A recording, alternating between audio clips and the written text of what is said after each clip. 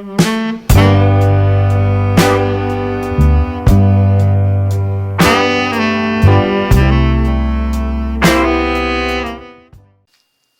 want to share the stories of the birth of our kids with you. Um, I had 3 home deliveries and 1 hospital delivery.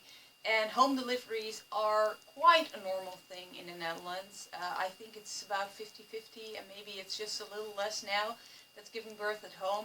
But when you have the intake at the midwife's office, one of the questions is, do you want to deliver the baby at home or at the hospital? And of course, you don't always have the choice. If there are any medical issues, you have to deliver at the hospital. But other than that, you have a free choice whether you want to give birth in a hospital or at home. And I always wanted to have home deliveries, and reasons are that I think in a hospital they are more willing.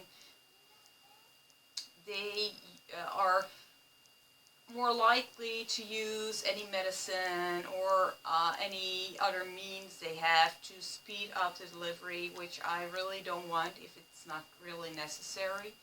So I don't want any medication. I try to take as little medication whatsoever, whether or not I'm pregnant or so.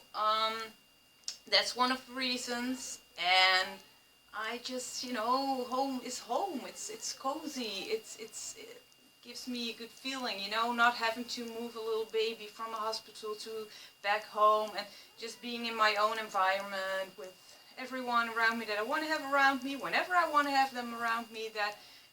I just thought that would be great. And while my husband at first was like, oh, delivery at home is going to leave a big mess, but then he thought, well, you have to do the delivery. So hubby said, if you really want to do this at home, we're going to do it because you're the one that has to deliver the baby.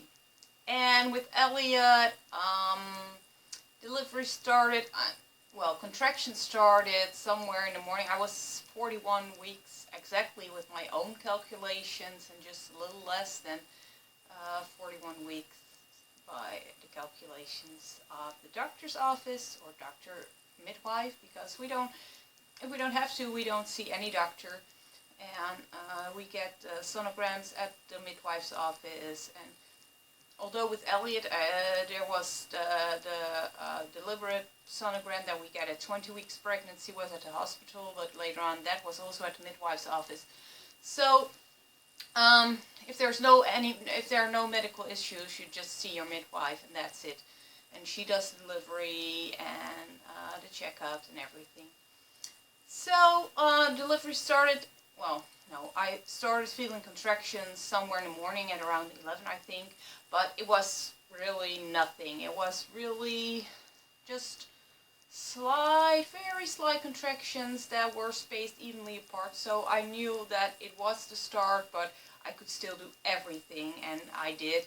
And at around 3 or 4 o'clock, it started becoming a little bit more serious, that I was like, when I was really doing something like doing laundry or something, I would just stop for a sec. And then I called hubby, or hubby called me, I don't know anymore. And I said, it's getting somewhere, but it's not really serious yet, so, take your time and no rush. He was 1.5 hour drive away from home, so it wasn't like he could wait all night, but and then when he got home, it got more serious, and finally I decided to get into a bath. And I don't know if you know the show Top Gear. It's a British car show. It's really great. It's got a lot of humor, although now I'm not sure it's so great anymore because the 3 main presenters have left the show. So anyway, sidestep. But we always watch that on Friday night. And it was a Friday night, so I said, I'll get into the bathtub and then we'll watch Top Gear together. But when I was in the bathtub, it became more regular and more painful, and when I was finally going to get out, I said, I can't come downstairs to watch Top Gear anymore. Let's just go upstairs. And we had no TV in the bedroom at that time. So, and then hubby called the midwife that she should come check, and she was there at around 10 o'clock, I think, at night. And she said, well, it is serious, but she's only dilated for 1 centimeter. And with a first child, they say it takes about an hour. A centimeter takes about an hour. That's, a rough rule of thumb that they use. So she said, I'll come by in the morning, near the morning, and see how she's doing. And if there's anything, just call me and I'll be there sooner. So at about, I think it was 12:30, I was like, this doesn't feel good. I went to the toilet. I was like, oh, I wasn't sure, is this, need to push, or is it number 2? And then I really felt it was the need to push. So I said to hubby, you got to call the midwife now. And he did. And she heard me in the background. She heard it was serious. And she said, I'll be there in about half an hour. I just got my clothes off. I went to bed, and I'm about 10-15 minutes drive away from you. So I'll be there in about half an hour. So I had those contractions that I felt the need to push with. I'm not sure if there's a term for it. I couldn't find it. So we call them persweeën, so pushing contractions. But those contractions. And hubby was like, I constantly felt the need to pull my legs up and push, So he was, get your legs down, don't push. But if you've been in labor, there is no way to really not push. I mean, you can try push a little less or something, but not pushing with those contractions, that's just impossible. So we came to a point where hubby thought he saw Elliot's head coming, and he said, you have to stop now. Like, really? Can I? And then the doorbell rang, so he rushed down the stairs. I don't think he ever got down the stairs that fast. And he pulled the bags from the midwife, out of the midwife's hands. He rushed up the stairs again. And I really think he's never done that fast. Ever. So the midwife came, and she saw what was going on. And my water hadn't broken yet. So she pinched it, and it broke. And it was not good in that. There was meconium. I think that's the same in English. In there, and so I said, oh, then we need to go to hospital. And she said, well, there really is no time. So, and then 20 minutes later, without any contractions that I need to push with, because when my children never get into my pelvis, they always stay high up until the moment that they are born, so they don't have really misformed heads, because they're only in the birth channel for about a few minutes. So, when my water had been broken, I had normal contractions, but not the contractions that you feel a need to push with, because he was so high. So I had to do it all on my own, which, by the way, I like far better, because with Joachim I did have those contractions, and I hated it. Really? So, and he was there in 20 minutes then, Elliot, and his heart rate dropped, so that wasn't cool, and he was slightly blue, but everything was fine, and in a few minutes he was just doing absolutely great. And so that was the birth story from Elliot. He was born at about 2:30 a.m. on Saturday the 16th of September 2006. And with Amira, then I had a deal with the midwife's office that if they noticed that I had been dilated, that they wouldn't leave, because the first one usually takes longer than the second one. And with Elliot it went pretty fast, from 10 o'clock to about 12:30, from 1 centimeter to 10. So with Amira, the midwife came, and I had, I think, 2 centimeters, and she said, well, I'm staying, and we talked a bit as far as I was able to.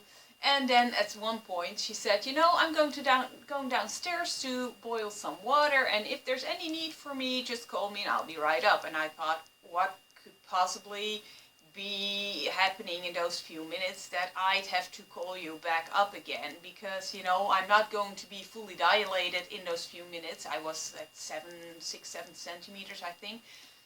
so what use could there be? And she was downstairs for, I think, a minute, and my water broke. And I didn't have that happen with Elliot, so that was new. And of course she came up, she changed everything, and the mess hubby was so afraid of, they are so quick in changing everything, and that's just great. So, and with Amira, it went pretty much the same not that her heart rate dropped, and the amniotic fluid was perfectly clear, so everything was fine. And then with Elliot, I'd said to hubby, you almost had to deliver him yourself. And so with Amira, I said, are you ready for that, if that should happen? And then he thought about it, and couple of weeks before, and he said, well, yeah, if that really happens, I'm now mentally prepared to do so. And we told the midwife, and she said, well, why don't you help me out then? And it was actually a good thing, because the umbilical cord was wrapped around her neck twice, and because hubby was helping, he saw it and immediately got it off her neck, because she was coming out really fast. And so that was actually a good thing. And I took the time pushing. It was 19 minutes, and at some point the midwife said, push another time on this contraction. I was like, why? What's the rush? I'm doing this at my own rate. There's no rush for her to get out immediately. She's just fine, and I'm just, wanted to be relaxed as far as possible. So that was Amira's birth. And with Joachim, it went even faster. With Amira, it started about the same as with Elliot. At about 11 o'clock in the morning, I just felt that, it was that day she was coming out. I was nearly 42 weeks pregnant, 41 weeks and 3 days I was pregnant. So it was really time for her to come out. And she was born at 1:20 p.m., so an hour earlier than Elliot. So all in all, it was pretty much the same. With Joachim, however, my mom was there during the day, and she said, I got a feeling you're going to deliver tonight. And I said, well, there's absolutely nothing going on, so I don't think so. And then at 9:30 p.m., I was, getting the toys out of the garden, and my neighbor said, and anything the matter yet? I said, no. I said, he's taking his time, and I was almost 40, next day I would be 41 weeks pregnant. And half an hour later, I was in the kitchen doing some washing up, and I was like, this all of a sudden feels like contractions. And then hubby got home, he went to the gym, and I said, I think I'm having contractions. So, and I really didn't feel like doing a delivery. Does that sound crazy? It really was crazy, and I felt the whole way through that delivery, like, oh, I need to do this again, I've experienced this twice, let's just get it over with and get this baby. And it was really crazy. And eventually he was there at 4:45 p.m., so it was very quick all in all. And of course the midwife didn't leave again after she came, which was at about, I think she came here at about 1 o'clock, 1:30, something like that, p.m. And she said, take a shower, that might help. And I was in the shower like, I don't want to be here. And hubby was like, it's good for you. And I was like, I don't want to be here. And well, I finally got out, and I was like, can we have this baby now already? And she was like, well, you're not fully dilated yet. You just have to wait for a little bit. And then when it was finally time to push, again, without the contractions that usually go, oh, no, with Joachim I did have them. That was the thing. And when it was time to push, and I pushed, and I had to stop pushing while I was still having this contraction, because she didn't want him to come out just all at once, because that was what was happening. And I was like, I cannot stop pushing! How can you tell me to stop pushing? And they were both like, yes, you can, and you have to. Well, I kind of did, and next one he was out, and so it was a couple of minutes before he was there when I started to push. And at home again, which was great, and he was just doing perfectly fine immediately. And there were really no issues there. That was great. And with Nathaniel, I had an induced birth, so that was at a hospital. If I would have been able to give birth earlier, I would have still been able to get him at home because his medical condition wasn't of that sort that he had to be at the hospital immediately. But because I was overdue with all of them, and with Nathaniel, his kidney was growing, well, very fast and too much, and it was pushing away all the healthy kidney tissue, and he was pretty big and doing really well. We were like, should we wait till I'm 41 or maybe even 42 weeks to get him? Well, just for the birth to start on its own, or should we get him earlier? And I was like 38 weeks and a couple of days when I was induced, and I really didn't like that. I was there early in the morning at I think 7:30, and then finally he came out at 8:30 at night.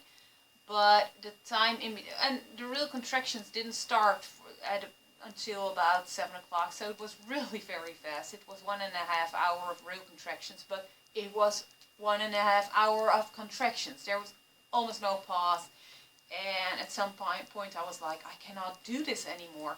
And I was really against pain medication and everything. And at some point, the midwife and the doctor said, like, we cannot let her go on like this because she's not dilating anymore, because it's just going on, and she's not relaxing anymore. She's just so stressed out that this doesn't help, and it's not working this way. And then they decided to give me an IV and some kind of pump with medication, and hubby said, you have to push it. And I said, no, I won't. And he pushed it once or twice. I believe twice. I thought then it was once, and later I heard it was twice. So that seemed to be a really tiny bit, but I was able to relax enough and then he was out in no time. It was really fast, and I think Nathaniel came out in one push, but I'm not even entirely sure anymore. And it was 8:30 at night, and I really wanted to go home, but they have policy that if you deliver, I think it's before 5:30, then you are allowed to go home. Anything after that, you have to stay the night.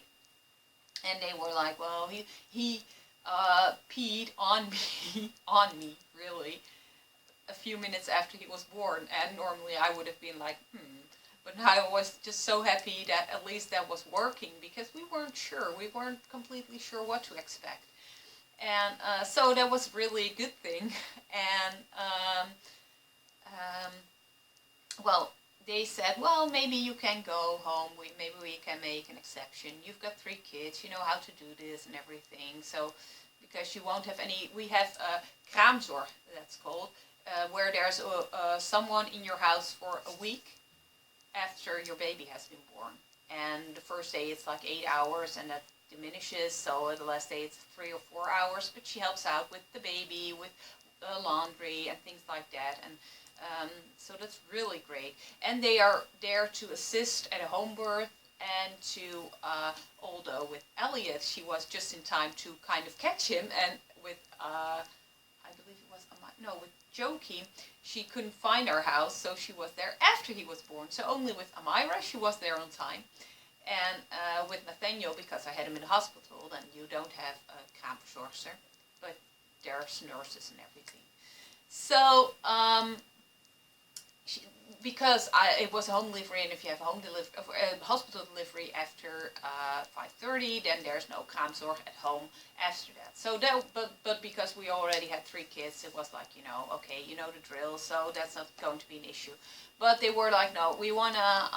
The pediatrician said, like, no, I want to see him in the morning before he leaves the hospital. So we had to stay overnight, and well, I really didn't like it, but I had to. And it wasn't too bad, but it's just not my thing. So that's the stories of my deliveries. 3 at home, 1 in the hospital, and I really prefer at home and not induced. And well, I hope you like my story. And if you have any questions, which I can imagine, because I know home birthing isn't a regular thing in most parts of the world. Just leave them below and I see if I can answer them in the next vlog, maybe in a Q&A. I'd love that, so let me know. If you liked it, please give it a thumbs up, and if you're not yet subscribed, please do subscribe, because I post new videos every day. And remember to smile, because a smile brightens your day and the day of everyone around you. So smile, and I'll see you again tomorrow.